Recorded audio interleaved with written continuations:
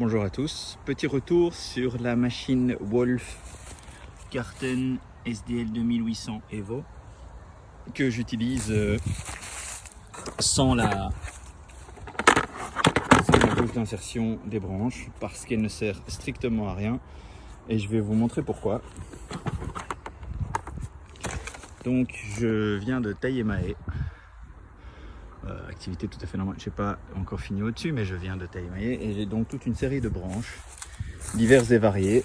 Et comme la nature veut souvent aller chercher la lumière, les branches ne sont jamais réellement droites. Alors ici on a une branche relativement normale, je vais vous montrer comment ça marche.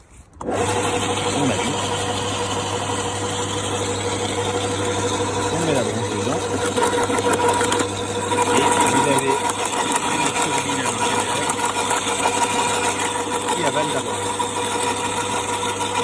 Alors ça, c'était une branche assez facile. Maintenant, lorsque l'on a des nœuds, et je vais prendre par exemple cette branche-ci, vous avez la section n'est pas spécialement large.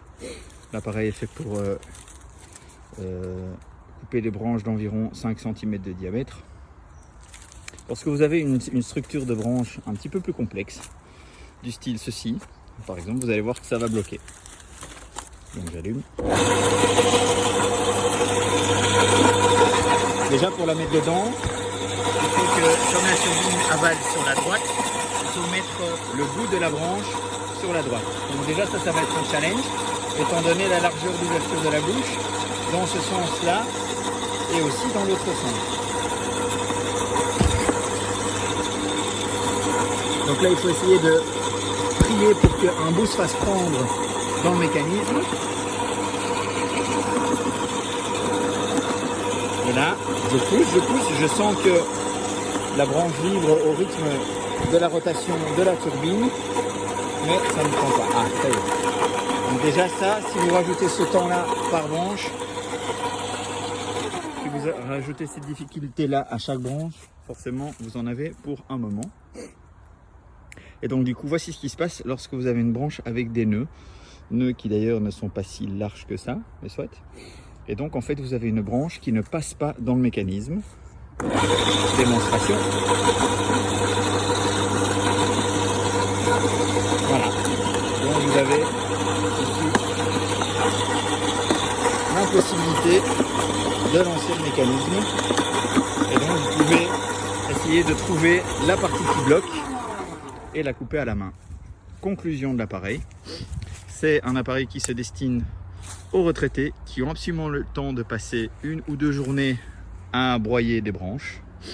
Il n'y a pas un père de famille qui fait ça quand il a le temps.